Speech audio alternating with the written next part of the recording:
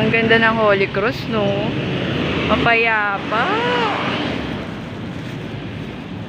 Ito lang paborito ko dito kapag pupunta ako sa puntod ng tatay ko.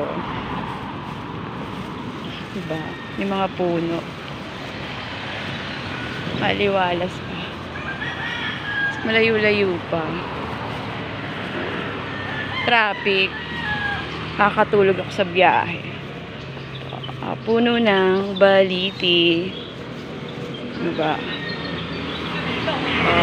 Ganda, no? Sarap dito mag-jogging. Dati kasama ko pa nanay ko pumupunta dito.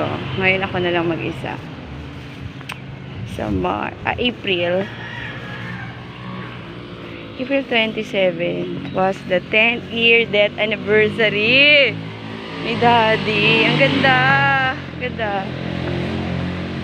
Siyempre, hindi pa ako vlogger nun. Charot. Oo. Okay, mag ganitong eksena. O, diba? O, ngayon. Diba? So, ano lang pinupuntahan ko, yun yung binablog ko. Hindi ako ma-stress dyan. Ang dami hinihingi ni Meta. Community standard.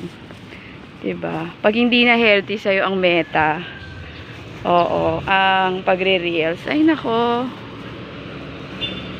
mag-commercial break ka. Kaysa sa kung ano-ano ang, oo. Tawag dito, tinatalak mo. Malayo-layo pa pala. So, kakat ko na. Yes. Dami nang dumadaw. Usually talaga maaga ako. Bakit? Ayoko makasabay ang first family.